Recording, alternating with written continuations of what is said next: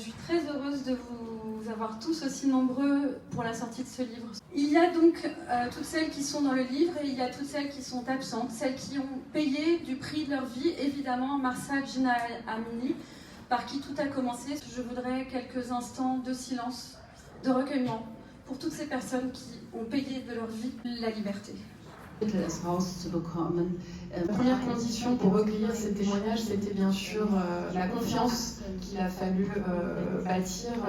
Les femmes en prison à Téhéran ont développé une imagination incroyable et un courage incroyable pour faire passer leur message vers l'extérieur. Elles écrivent des textes sur des petits papiers qu'elles collent sous leurs aisselles pour les faire passer. En tant que traductrice, évidemment, ça m'a émue aux larmes de traduire ces textes-là. C'était une grande responsabilité. Parce qu'on peut tout perdre, pas seulement en Iran, mais les pays en guerre. Et il n'y a pas d'avenir, on ne voit pas l'avenir. Alors tout le monde vit dans le moment présent et c'est ça qui donne une magie à la vie. Ouais. Comme mon frère qui est là, il investit dans l'art. L'art, c'est quelque chose qui n'existe, qui n'est pas matériel. On ne peut pas toucher l'art, on ne peut pas toucher les talents, on ne peut pas toucher l'amour. Mais c'est dans ça qu'on crée notre abri.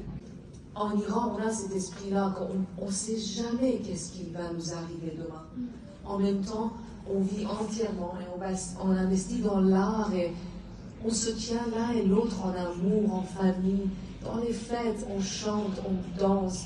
Même si c'est le dernier chant, même si c'est la dernière danse. On vit sur une régime dictature, mais notre peuple est Azadeh. Ils sont libres de l'esprit et de l'âme. Et c'est ça encore qui rend notre pays un pays formidable. En lisant le livre, et Golshifteh l'a dit tout à l'heure, il y a une chose qui me semble absolument déterminante, c'est que les gens sont libres dans leur tête.